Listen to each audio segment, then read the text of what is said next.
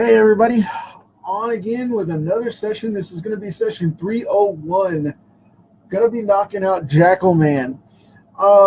Just a little heads up as I'm setting this up to the page and over to the Facebook channel. If you were expecting to see comic Kickstarter posted today for the first podcast of the new volume, I am having a little technical difficulty with it. I had the mobile code glitch on me, and I had to correct that. I have that corrected, and I'm just waiting for the page to propagate to the server so that we can have that page launched. It is ready to go. It'll be ready sometime this evening. I wish I could give you more specific time than that, but it'll definitely be up by midnight. I have full plans of making sure it happens, and you guys will have a timeline post from me on it. So we will be able to do that and have that kicked out. So with that said, I'm going to be hanging out over here for the next few minutes and coloring JackalMan today, and hopefully it's going to be pretty cool. I don't know what all is going to happen with it, but we're going to see if we can color this thing and get it going. Hey, Kevin, Paul, nice you guys made it, man. I appreciate it. I'm going to grab some gear of the pencil here, and we're going to get started right away on this and start knocking this bad boy out. Now, with this said, JackalMan has to be my absolute favorite villain, way over Mum-Ra, way over any of the rest of them. I really dig this character, and I don't mess around with him because of the fact that I like the idea of this guy working so well. Of course, I'm a fan of villains anyway because I'm a horror buff guy, so you know you can't be a true horror fan, and I'm calling you out. If you think you are, you're sadly mistaken, because you cannot be a true horror fan and still not root for the bad guy. It's impossible. Now, not to say you can't root for a good guy once in a while, but you got to be honest with yourself. You know, you root for the villain if you like horror movies because you root for the monster. I mean, you know, I'm one of those type of people. I go after it and say, okay, this is the honest truth here. I love horror movies, and I like to see those guys, you know, running around. You know, I mean, it's not like a psychopathic subliminal thing like some people think, you know, because I've seen people go off and go, you know, if you watch horror movies, that stuff scares me to death, and it's just blah blah blah blah. And you know, no, calm down. It's all fun. I mean, if you don't dig horror movies, that's your thing. I get that. But don't drag the rest of us too. You know, keep it simple. So, I'm just saying. just. So, now I like to color JackalMan like he was in the original season 1. They changed him in season 2, and a good chunk of his face went brown. And I'm not digging that. I like the flesh-colored JackalMan from season 1, where it went up here underneath his jaw like this, right at the edge of his mouth, this way, and then it turned brown around the other edge. So, you know, they cut that off. I'm not sure why they did that, other than the fact that they did it for maybe a mishap, or I don't know. I mean, I'm not there. I'm not an executive for, you know, Filmation back in 1985, but I like the idea of JackalMan being a guy that's, you know, really diverse. And this character really is. And without drawing heavy lines on the fur, I'm just going to go ahead and cut these in, because this is my favorite rendition of the character, where he's nice and solid and has this cool flesh tone going on. And then he comes in with the really cool brown and, you know, the chocolate colored hair kind of thing, the caramelized looking hair. I really dig that too.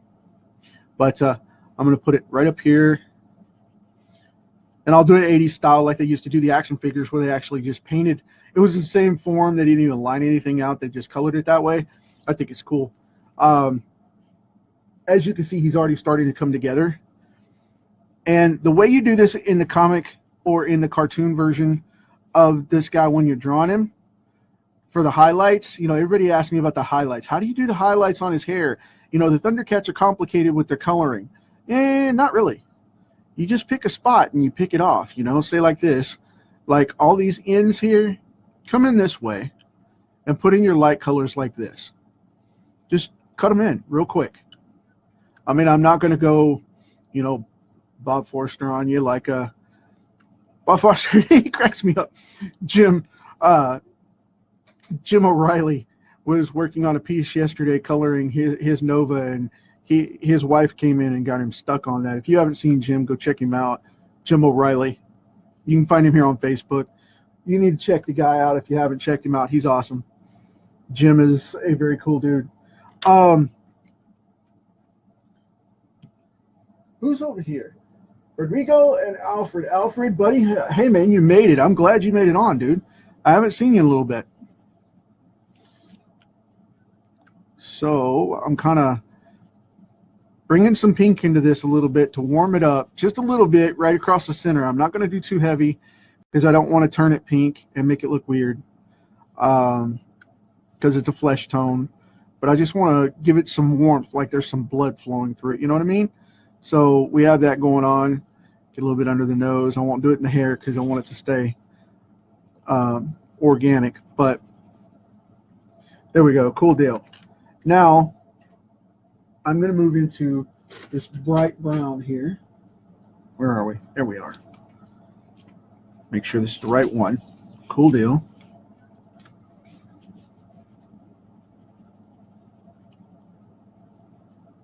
Now I know this one's just a touch darker than what we would see on the cartoons, but I want it to show up on this card really well, so I'm going to do it this way. And then I'm going to bring in some other shading, some warm shading to make it blend together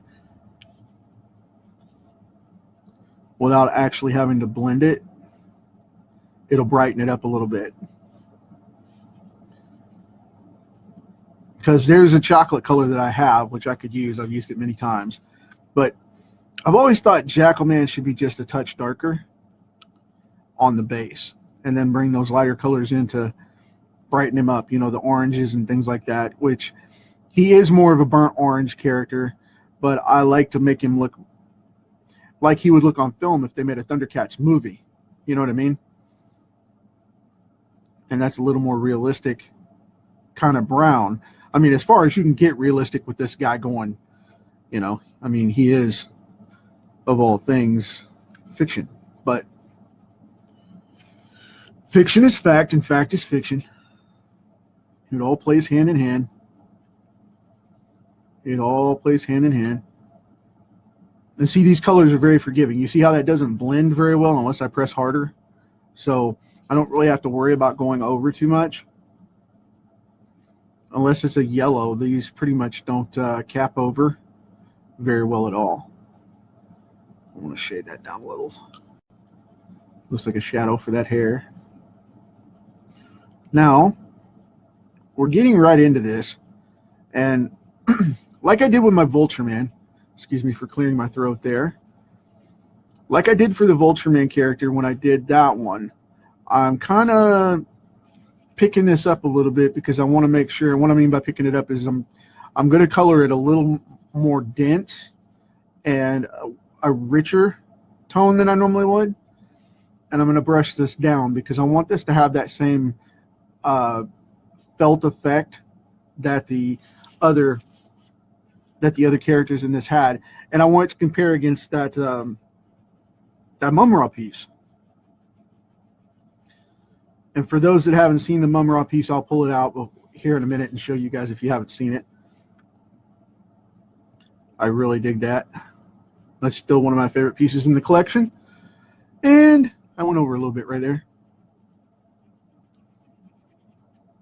There we go. Cool deal. I'm going to brush this to bring it in a little bit. Just a couple of smooth passes to add a little bit of the brown to it. And he has gray fangs, so that's all right. In the cartoon, he has bright white teeth so they can be shown, but in the comics, he normally has gray fangs. They have a tint to them, like they've been stained where he's been eating something or someone, not to get too gross about it.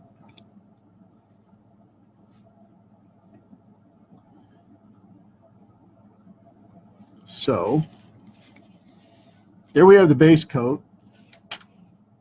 Now I'm going to come in with this bronzer. This is a very cool one. Love this color. It's going to give it kind of that orangey, goldish type of sheen that we want. And this goes across everything just a little bit. Now I'm coloring cross pattern to lighten it up. And you'll see it turn a little more orange. And that's the reason why I'm doing this. It gives it that bronze effect like we want. I told you I'd make it look like him. Gotta trust. Gotta trust. Now I know this is a little high yellow for what that is, but it's going to work. All right. So it looks a little too yellow, but we're going to get there. I just want to blend this into where it looks like actual hair. That's the reason I'm doing it this way. A lot of people would go in with the highlight first and do it that way, but with the pencils it's a little bit different because this is a top bronze. So what it does is it goes over the top of the lighter color or the darker color underneath, and it adds a natural highlight to it. So you get that really cool bronze effect, almost a golden tan type of thing going on. I had someone tell me it looks like you're smearing butter on it. I was like, you're hungry. I won't tell who said that, but you know who you are. So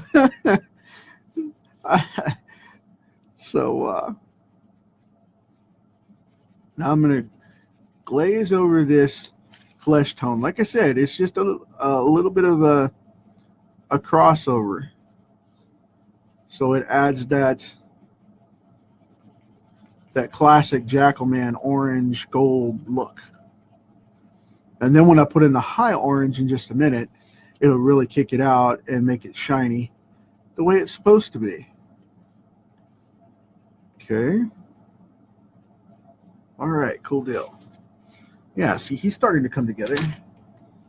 Now I'm going to get in here. Hey, Jimbo. I'm hiding out over there. I see how you are, man. Deborah, you made it. I'm very glad. Hope your day at work went well. Now here we go with the high orange. Now this is one of the brighter oranges that I use, and I love this color because when you go over brown with it, it brings out all of that cool texture, and it's instantly turning into JackalMan that we know. I mean, there is no doubt about it. This is crossing over into that auburn, sun-kissed orange kind of hair, to where it should be like dark because of his natural hair color, but he's out in the sun all the time, so it turns into that bright orange. And here we go. And see, a lot of people won't do this with pencils because they're afraid of them. Not me. Not me, not me. I like it. I like it, I like it. And I color in a, for the comic work I do, I like to color in a 70s, 80s style, which is normally flat. But in this particular style of penciling, I love coloring this way because of the fact that I get so many cool textures out of it. And once it's smoothed down, it gets a really slick finish because it repros into publishing prints and books like No Tomorrow. Just awesome, awesome, awesome stuff. Now, everybody that was worried about the JackalMan thing, I've got to clean that up now. Same spot. One side right there, one side right there. Just boom. Getting lazy speeding around here. Have to clean that up now, look all professional. Man, you guys are making me work. But here we go with this. I'm going to finish this up by oranging this fur. I should have probably sharpened this. That would have helped a lot. It would definitely help with the finer lines. But anyway, just bringing it together really quick. Jumping in here. There we go. Got this corner down here. Make it look like it. Now see, he's starting to come out like the orange, the high orange brown JackalMan that we know, okay? Now I'm going to add in a little more yellow in here And I know a lot of people freak out about this, but this is a yellow orange. And I'm going to go in here with primarily the highlights and pick at that just a little bit. I'm going to go ahead and get this cheekbone too so I don't miss it. I'm just going to brighten up the really dark spots just a little without using white or anything heavy as far as that goes. Just put in those little pockets of color right in here up on the head. And the reason you do that is because it breaks those light points without jamming everything together. So see, you can see that he's got like a forehead now. I hope you guys can see that anyway. Now, where is it? Where is it? Where is it? Now I'm going to come here with the black.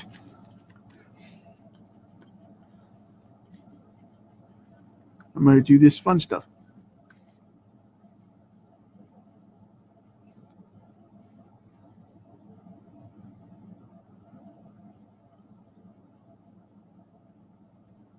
Get a little bit of the detailing in here like that. You don't want to do too much on JackalMan because then you kill the color. You know, you stun it and you make him look worn. I mean, everybody's seen those old paintings of the hobo clowns, you know, and you either like them or you don't. And they creep me out. I don't prefer them being around the antique clowns and things. They used to creep me out as I was a kid, you know. I'm not a fan of those sad clowns, you know, things like that. But anyway, I'm not a fan of really gaudy old, you know, what I call gaudy antiques either. It's, I don't know, maybe I was creeped out enough by them as a kid. I just don't have an interest in them. But I respect the craft of making them, but I don't dig them very much at all. And if you overshade stuff, it tends to have that creepy old feel to it. It looks a little more worn than it should. It's not a fun time. Not a fun time. That's why I like comics. They're bright and colorful. Same thing with my marketing. I like my marketing to be bright and colorful and fun and in your face, you know. I don't like it to be down around the sad stuff, you know. It's not very upbeat. Now, granted, I'm not Mary Poppins running around here. I'm Mary Poppins, y'all. No, not like that.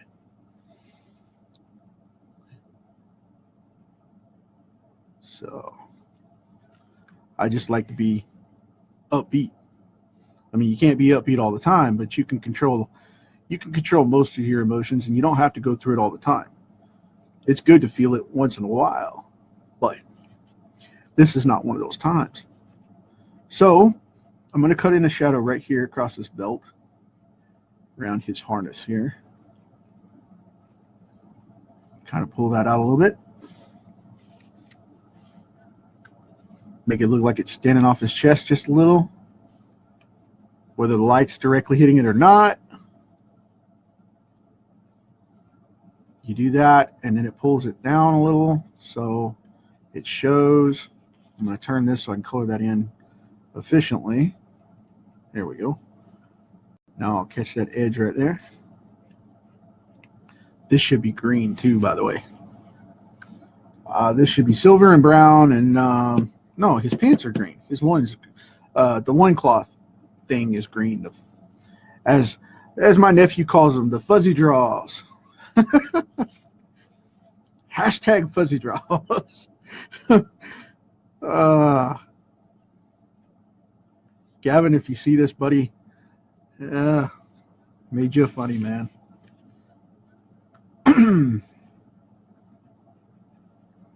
So, we about got that. Just got that knocked right on out of there, didn't we? Okay, cool. I'm going to go in here, Kind of shade that up a little bit.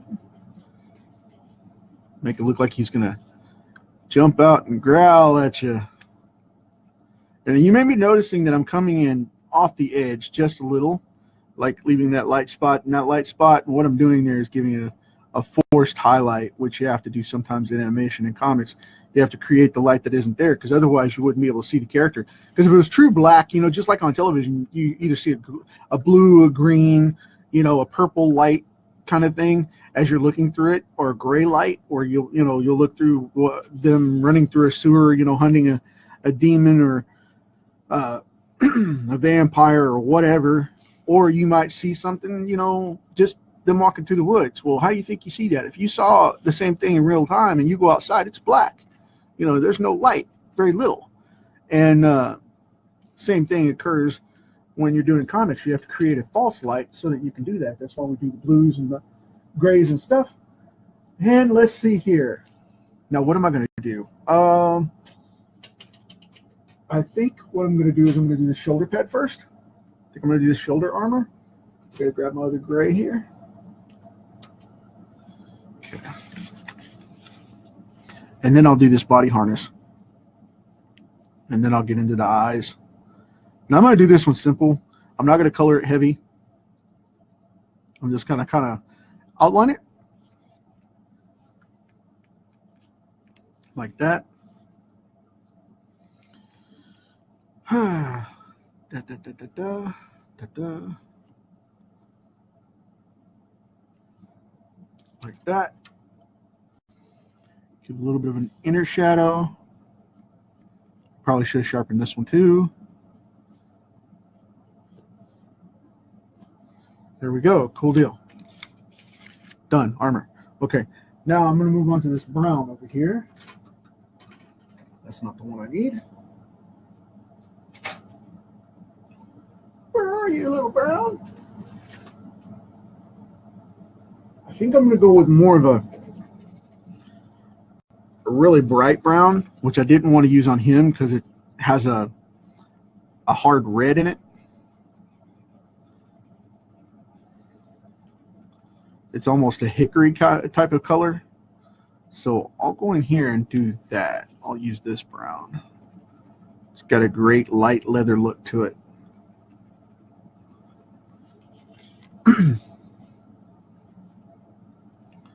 Now,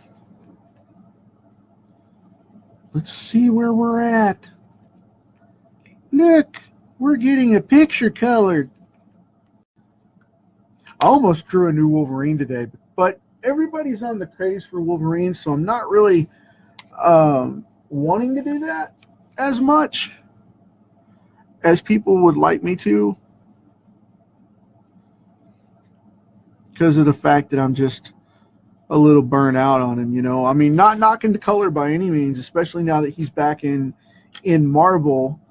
I'm not knocking it at all, but and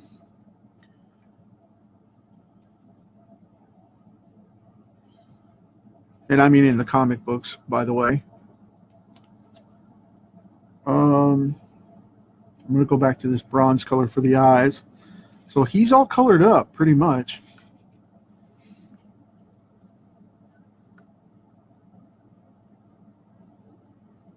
You have to be very careful about this and make it the right hue to look, I hate to say moist, but that's pretty much it. You want it to look lively and wet. And if it doesn't, it looks weird. There we go. Cool deal. Yeah, I like that a lot. All right. Now, because it is a Thundercat character, I think what I'm going to do is I'm going to go with a bright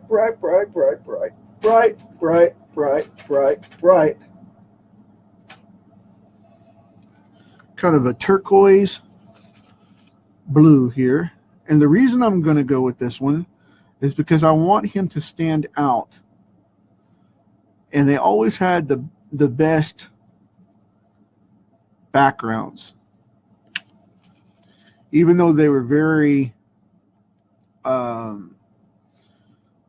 sometimes very one-dimensional, even for this cartoon, they were very, very one-dimensional in the fact that they would put the bright pop out, shock your senses colors behind them with purples and blues and greens and yellows and all kinds of really cool stuff. And a lot of people will disagree with that I said, that it's simple, because the animation was beautiful, and I totally agree with that.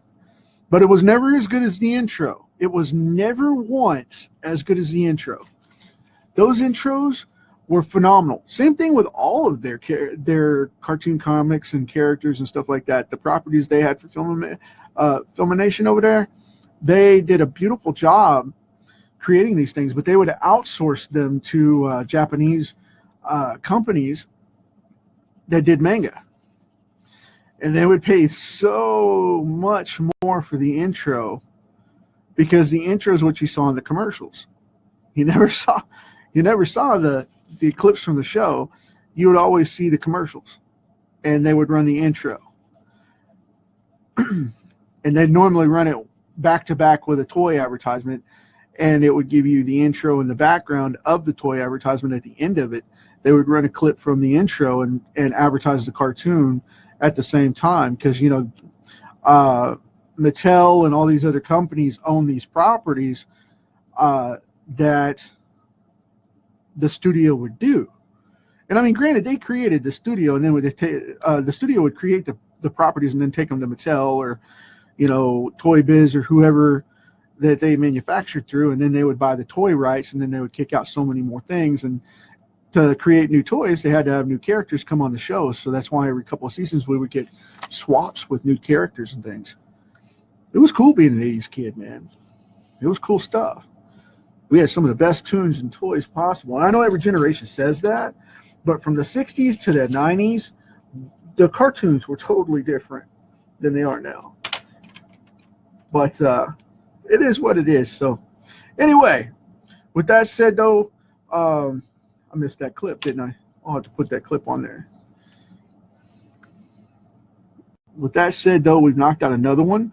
This is number 301 in the regular daily show. As you guys know, I've done more than that, but for the daily sketch card sessions for the show here, Bradley Linder Making Comic Books, better known as Brad Linder Creating Comics. Man, you guys are awesome hanging out with me. I appreciate this more than you know. And the new things are coming. Like I said, watch out for the podcast on ComicKickstarter.com. Check out the YouTube for Brad Linder Creating Comics. And if you have trouble finding it, put in my name, Brad Linder. I'll come up right there at the top for you. Got a ton of new videos just added.